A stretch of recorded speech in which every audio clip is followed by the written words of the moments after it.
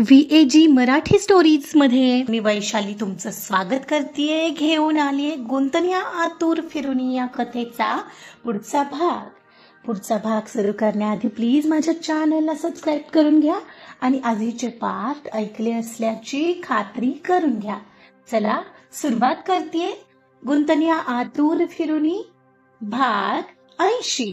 पर्णीचं आज महत्वाचं काम पार पडलेलं पाहून ती खुश होती. तिने उद्याची सुट्टी घेताच बाजूला येऊन केतनला फोन लावला. एक रिंग मध्येच फोन लगेच उचलला गेला. हा पर्णी, बोल ना. केतन, तुमच्यासाठी गुड न्यूज आहे. ओ, तिच्या नवऱ्याचा फोन लागला की काय? हो ना केतन, दुपारी इन्स्टिट्यूट मधून निघताना सहज ट्राय केला होता मी आणि काय आश्चर्य, फोन लागला. हो, ती हसून म्हणाली. अर्थात तिच्या बोलण्यावरूनच तिची खुशी जाहीर होत होती. मग तू नेमकं काय बोललीस त्याच्याशी? नाही केतन, मी त्याला काही बोलले नाहीये. त्यांच्याकडून तिच्या आईचा नंबर मिळवला. आणि हो, मी उद्या सुट्टी घेतलीये तर उद्याच मी मुंबईला जाऊन त्यांना भेटण्याचा विचार करते. अगं, पण त्यांना भेटून आता तू काय करणार आहेस? काय करणार म्हणजे? त्यांच्या मुलीचे कारनामे त्यांना सांगणार आहे. जमल्यास त्यांचीच मदत घेणार. केतन, माहितीये, तिच्या नवऱ्याकडून तिचा आईचा नंबर मी कसा बसा मिळवला आणि जेव्हा मी तिच्या आईला नंबरवर कॉल केला तेव्हा विचार करा काय झालं असेल. काय झालं? अहो, ते सरळ सरळ सुरुवातीला तिच्यासोबत आमचा काही संबंध नाही असं बोलले. काय सांगतेस? हो ना, याचा अर्थ ती आधीपासून अशीच असणार. केतन, सो आपल्याला आता हा प्रूफ असेल की ती आधीपासूनच अशी वाया गेलेली आहे. म्हणजे तिच्याच आईनं हे कबूल केलं तर बाकी राहतच काय? तिचं भांड फार काळ टिकणार नाहीये. हे बरोबर बोलतेस तू पन्नी. You did great job. I love you यार. ओके, बरं आता घरी आल्यावर बोलू. मी स्टुडिओ मध्ये ठेवू? ओके, बोलू रात्री.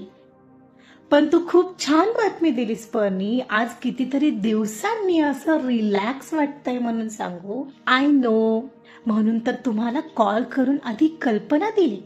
चला ठेवते आता, म्हणत तिने फोन ठेवून दिला.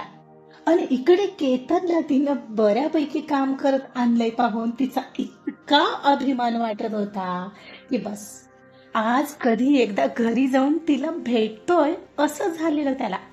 पर्णिकाच्या डोक्यात आता बस तोच एक विचार होता. तिच्या आईला जाऊन भेटायचं, ती कशी रिॲक्ट करते, ती मदतीला तयार होते की नाही, त्यावर तिला कसं तयार करायचं याचा सर्व बाजूंनी तिचा विचार चालू होता. आताही त्याच विचारात ती बेडरूम मध्ये आली. केतन तिला आलेली पाहून एक्साइटमेंट मध्ये उठला आणि तिच्या जवळ आला, जो कधीची तिची वाट पाहत होता. हे पर्णी, आय लव्ह यू यार, म्हणत तिला पकडलं आणि उत्साहातच तिला जागेवर फिरवलं. अहो, काय करताय केतन, ती हसून म्हणत होती. मी आज खूप खूप खुश आहे आणि इट्स बिकॉज ऑफ यू. हा हो, माहितीये मला. बरं, उद्या किती वाजता निघायचंय? म्हणजे मला तसं तयार राहायला. हो, पण तुम्हाला का तयार राहायचंय? ती साशंक होत म्हणाली. अरे का म्हणजे काय? आपल्याला उद्या मुंबईला जायचंय ना, तिच्या आईला भेटायला. असं काय करते सगळं? हो, पण तुम्ही नाही, मी एकटी जाणार आहे. पण तू एकटी का? नाही, असं नाही चालणार. मीही सोबत येणार आहे पर्णी. केतन, त्याची गरज नाही. अहो, मी येईन एकटी जाऊन आणि काम करून परतेन ना. अगं, पण मी असताना तू एकटी का जाणार? केतन, त्यात काय एवढं? ऐका केतन, आतापर्यंत आपलं एवढं सगळं काम नीट झालंय, तर तुम्ही आता जसं चाललंय तसं चालू द्या ना प्लीज. लक्षात ठेवा, उद्या तुम्ही ऑफिस मधून अचानक सुट्टी घेतली तर त्या कियाराला शंका यायची. हे उद्याचं तिच्या आईला भेटणं खूप खूप महत्वाचं आहे. एवढं काम होऊन द्या बरं प्लीज. ओ, म्हणजे तुला सगळं एकटीलाच करायचंय तर ठीक आहे. तू ठरवलंच आहे, मी तुला सोबत नकोय तर नाही येत. तो जरा नाराज होऊन तिथंच बेडवर बसला. अरे यार केतना हो, असं काय करताय? काय हा वेड्यासारखा उगाच हट्ट लावलाय? हट्ट मी करतोय का तू? नाही, मान्य आहे तू अगदी इंडिपेंडंट मुलगी आहेस, आतापर्यंत काही बोललो, पण तू एकटी मुंबई सारख्या ठिकाणी जाणार, मला काळजी नाही का वाटणार? नाही जाऊ दे, तुला तुला ना काय करायचंय ते कर, मी आता काही बोलतच नाही ना. म्हणत तो उठला आणि रागाने गॅलरीच्या स्लाइड जवळ जाऊन थांबला आणि बाहेर पाहत राहिला. पर्णीने क्षणभर डोळेच मिटले. केतन तिच्यासोबत जाण्यासाठी अर्थात तिच्याचसाठी चिडलेत हे तिला कळत होतं, पण आता थोड्यासाठी काहीही प्रॉब्लेम नको असं तिला वाटत होतं. ती हळूच त्याच्या जवळ आली आणि त्याचा हात पकडून किंचित दाबत म्हणाली, केतन, असे एवढे नका ना चिडू, आपल्यासाठीच करते ना मी हे सगळं. का तुम्हाला खात्री नाहीये मी नीट काम करून येईल याची? मी असं बोललो का पर्णी? यार जाऊ दे, मला बोलायचंच नाही. मी सुट्टी घेतलेली उद्या, पण ठीक आहे, करून टाकतो कॅन्सल. म्हणत रागाच्या भरात जाऊन तो बेडवर जाऊन ब्लँकेट घेऊन झोपलाही. त्याचा मघाशी किती वेगळा मूड होता, इतक्यात एवढा खराब झालेला पाहून तिलाही वाईट वाटलं. ती फ्रेश व्हायला बाथरूम मध्ये गेली. काहीच वेळाने बाहेर येऊन ज्या साईडला त्याने तोंड केलेलं त्या साईडला जाऊन पर्णी त्याच्या बाजूला येऊन झोपली. ती आली तसा तो त्याची कूस बदलणार तसं तिने त्याच्या गळ्यात हात घालून त्याला पकडलं. तू बोलू नकोस, सोड तुम्हाला यार पर्णी. तो तिचा हात सोडवत तसाच रुसल्यासारखा म्हणाला, केतन सॉरी ना, इकडे बघा ना, मला माहितीये तुम्हाला यायचंय माझ्यासोबत, पण एवढीच एक गोष्ट ऐकाल माझी प्लीज? बोललो ना तुला काय करायचं ते कर, मी करतोय उद्याची माझी सुट्टी कॅन्सल, झोप आता. मला तो तरीही कूस बदलून झोपलाच. त्याला कळत होतं ती त्याच्यासाठीच म्हणत आहे, पण त्याच्या मनाला पटत मात्र नव्हतं. दुसऱ्या दिवशी पर्णी एकटीच ठरल्याप्रमाणे मुंबईला त्या मिळालेल्या ऍड्रेसवर निघाली. तिथं गेल्यावर आणखी काय होणार होतं ते तर तिथं गेल्यावरच समजणार होतं. सकाळी 8:30 वाजता निघालेली पर्णी कियाराच्या त्या घरच्या ऍड्रेसवर 12च्या दरम्यान पोहोचली. तिनं डोरबेल वाजवली तसं काही सेकंदांच्या अंतराने एक 40-45 वर्षाच्या महिलेने दार उघडलं. कोण हवंय? दार उघडताच तिचे बारकाईने निरीक्षण करत एक साधारण 45 वर्षाची बाई म्हणाली, आंटी, तुम्ही कियाराच्या मम्मा आहात राईट? हो, पण तू कोण? तिची मैत्रीण वगैरे आहेस का? मी ओळखलं नाही तुला, एकच मिनिट हा, माझा चष्मा कुठं गेला? म्हणत त्या आत जाऊन त्यांचा चष्मा पाहू लागल्या. कुठे ठेवला बरं? म्हणत शोधत असताना तो टीव्ही समोर ठेवलेला चष्मा मिळताच तो घालून त्या पुन्हा डोअरवर आल्या. कोण ग तू? मी ओळखलं नाही. का तिच्या कंपनीतून आलीस? हे बघ, हे बोलले होते ना काल, नाही आला तर चालेल, मग प्लीज तू जा बघू, परत तिचे वडील आले तर चिडतील उगाच. वडील? तिचे वडील आहेत? पर्णिकाच्या तोंडून एकदम पुढचा प्रश्न गेला. आहेत म्हणजे काय? हे काय विचारणं झालं? आंटी, मी आधी आत येऊ का? आत येऊन बोलते हवं तर, मला खूप महत्वाचं बोलायचंय आंटी, प्लीज. नीलम, कोण आहे ग? म्हणत एवढ्यात जिन्यावरून खाली एक 50च्या दरम्यान वय असणारा व्यक्ती खाली आला. अहो कोण आहे मलाच कळलं नाही, मीही तिला तेच विचारत होते. अगं मग घरात कशाला घेतलंस कोणालाही? आधी विचारायचं ना कोण आहे, काय आहे, काय हवंय तुला मुली, कोण आहेस तू? अंकल, माझं नाव पर्णिका देवधर आहे. मी पुण्यावरून इथं आले खास करून तुम्हाला भेटायला. तशी मी कोणच नाहीये तुमची, पण हो, तुमच्या मुलीसारखी नक्कीच आहे. आमची मुलगी? हे पहा, आमची कोणीही मुलगी नाहीये. आमचा एक मुलगा आहे आणि आम्हाला तेवढाच बस आहे. तुम्ही जाऊ शकताय. ते तिला बाहेर पाठवण्याचा प्रयत्न करत म्हणत होते.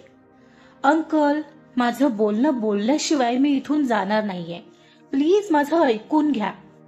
ती एकदम त्यांच्या पायात बसत म्हणाली. तसे त्या दोघांनी एकमेकांकडे पाहिलं. तू उठ मुली, अशी काय वागत आहेस? ते बाजूला होत म्हणाले. तशी ती उठली. कारण मला आता गरज आहे तुमच्या मदतीची. मुलं नीट वागत नसतील तर त्यांच्या आई वडिलांकडेच आशेने पाहू शकतात ना लोक. मग तुम्हीच असं केल्यावर मी कुठं जाऊ? काय झालंय नक्की, बोलतेस का? तिची मम्मा त्यांना थांबवायचा इशारा करत म्हणाली. तुमच्या बोलण्यावरून असं वाटतं की तुमची मुलगी नक्कीच वाया गेलेली आणि याआधीही काहीतरी वाईट अशीच वागली असणार आणि तुम्ही इतर पालकांप्रमाणे आपल्या मुलीचं लग्न उरकून दिलं असणार. पण असं करून तुम्ही खरंच तिचं भलं केलं का? तिला इतरांचं आयुष्य बर्बाद करायला असंच सोडून दिलं हे सांगा बरं. अगं हे तू काही काय बोलतेस? मी तुझी बाजू ऐकायला तयार आहे आणि तू आहेस की अशी बोलत आहेस? तिची मम्मा म्हणाली. हो, कारण आता ती माझं आणि माझ्या नवऱ्याचं आयुष्य बर्बाद करायला पाहते. आंटी, मी यासाठी तुमची मदत मागायला इथं आलीये. प्लीज अंकल, माझं ऐकून घ्या प्लीज. मी हात जोडते तुमचे. पत्नी हात जोडून म्हणाली. मी आत्ताच बोललोय तुला, आमची कोणीही मुलगी नाहीये. तू जा बेटा, मला बोलायला लावू नकोस. अंकल, तिचं वागणं तिच्या नवऱ्यासमोर सांगितलं असतं ना मी, तर एक क्षणात त्याने तिला सोडलं असतं. पण तसं झालं तर ती आणखीनच मोकळी होईल आणि याचं त्याचं आयुष्य खराब करत राहील. म्हणून मी तुम्हाला मदत मागायला आलीये. कळतंय का तुम्हाला? आणि आता तुम्ही मदत केली नाहीत मला तर यासाठी फक्त आणि फक्त तुम्ही जबाबदार असाल, लक्षात ठेवा. अहो, ती काय म्हणते ते तर बघू, तिचे मम्मा म्हणाले. काय कांड केलंय आता तिनं नेमकं? तिचे बाबा म्हणाले. माझ्या नवऱ्याला ब्लॅकमेल करते आहे. आधीपासून सांगते काय आणि कसं झालं. ते दोघंही एकाच कंपनीत जॉब करतात. माझा नवरा हँडसम आहे, हो. तिच्या दिसण्यावर आधी भाळलेला, पण नंतर त्याला त्याची चूक समजलेली. पण जसा तिच्यापासून तो दूर राहायला लागला, तिनं चाली खेळायला आणि त्याला आपल्या जाळ्यात ओढायची कामं सुरू केली. आणि तसं नाही करता आलं तर तिनं एक दिवस तिचे वडील, तुम्ही अंकल, हॉस्पिटलमध्ये ऍडमिट आहात म्हणून त्याला पैसे मागितले. आणि म्हणूनच तर मघाशी मला तिचे वडील आहेत हे ऐकून आश्चर्य वाटलेलं. खरंच इतकं खोटं? काय पाहिलंच, ही पोरगी जरा म्हणून जगू देणार नाही नीलम. आता तर पैशांची ही गपलत करू लागलीये. काय गरज होती सांग? अंकल, एवढंच नाही, तिनं माझ्या नवऱ्याकडून 50,000 रुपये घेतले सुद्धा आणि माझ्या नवऱ्याने ते तिला मदत म्हणून दिलेही. पण आता त्याला त्याच दिलेल्या पैशांवरून धमकावते. म्हणते मी सगळ्यांना सांगेन हे पैसे तूच मला दिलेत आणि तूच मला नको त्या डिमांड करतो आहेस. तूच कधीचा माझ्या मागे लागलायस. हे सगळं ऑफिस स्टाफमध्ये तर करेनच, शिवाय पोलीस स्टेशनमध्येही कंप्लेंट करेन असं धमकावलंय तिनं. आणि असं व्हायला नको असेल तर तिनं त्याला उद्याच तिच्या घरी बोलावलंय. आता कशासाठी बोलावलं असेल ते मला सांगायला लावू नका. आता सांगा बरं, तिचं वागणं बरोबर आहे का? ती तिच्या नवऱ्याला तर फसवते आहेच, शिवाय माझ्या नवऱ्याला विनाकारण अडकवते. पण तुझा नवरा चांगला असेल कशावरून? त्याची काहीतरी चूक असणार, त्याने कशाला तिच्या नादी लागायचं? तिच्या वागण्यावरून कळालं नाही का त्याला? तिची आई म्हणाली. काय असतं आंटी, सगळे लोक छक्के पंजे खेळणारे असते तर जगातली कोणतीच व्यक्ती कुठल्याच गोष्टीत फसली नसते. त्याची चूक हीच झाली की तो तिला ओळखू शकला नाही.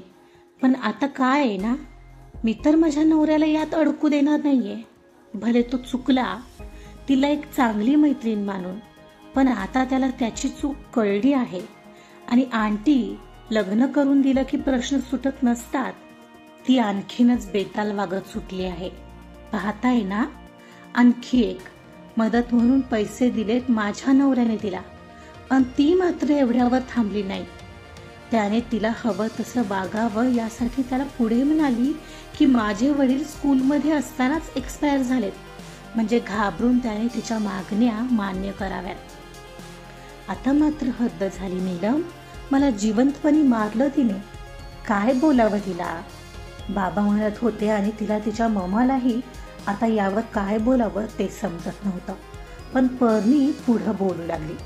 ते बरं की टेन्शनमध्ये आलेल्या त्याच्या वागण्यातला फरक मला कळाला आणि मी त्याच्या पाठीशी उभी राहिले.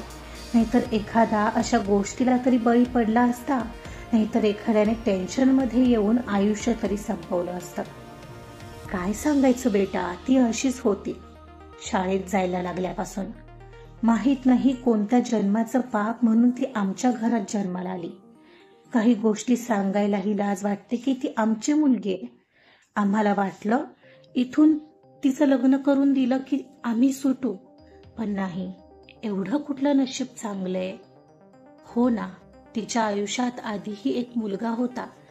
त्यात एका मुलावर तिचं मन टिकेल तर शपथ, पण तोच कसा आवडलेला माहीत नाही.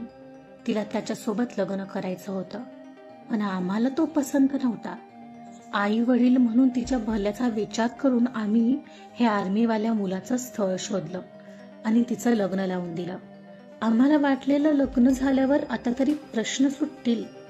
हो, थोडा मोठा आहे तो तिच्यापेक्षा, पण चांगला आहे. 1च वर्ष तर झालंय त्यांच्या लग्नाला. त्याच्या पुढे तिचं काही चालणार नाही. पण ही तर अजूनही अशीच वागते. काय करायचं आता? त्या कियाराच्या बाबांकडे पाहून म्हणाल्या, आंटी, अंकल, मी सांगते तसं कराल? उद्या तिच्या पुण्याच्या घरी मी सांगते त्या वेळी याल? तिला कळायला नकोय हा की मी तुमच्या घरी येऊन तुमच्याशी बोलले आणि मी तुम्हाला बोलावलं आहे हे सुद्धा. अगदी तुम्ही अचानक आलाय असं होऊ द्या. तुम्हाला तुमची मुलगी कशी आहे चांगलंच माहिती आहे. तुम्हीच तिचं आयुष्य आता बदलवू शकताय. ती अशी मोकाट राहिली तर ती कधीच बदलणार नाही आणि उलट लोकांच्या आयुष्यात समस्या निर्माण करत राहील. आता त्यासाठी तुम्हाला काहीतरी वेगळा विचार करावा लागेल, म्हणजे तिचं हे लग्न तुटणार नाही आणि ती कोणाचं आयुष्यही खराब करू शकणार नाही. आणि त्यासाठी असं काय करावं लागेल? त्या दोघांनीही एकदमच विचारलं. हो सांगते, ऐका, म्हणत ती त्यांना हळूच तिचा प्लॅन पुढं सांगू लागली. आजचा पार्ट इथंच संपलाय. पुढचा प्लॅन पुढच्या पार्टमध्ये एक्झिक्यूट झालेला पाहायला आवडेल ना? तर त्यासाठी ऐकत रहा गुंतवण्या आतूर फिरुनी. कथा आवडत असेल तर प्लीज लाईक करा, सबस्क्राईब करा आणि शेअर सुद्धा करा. Thank you so much.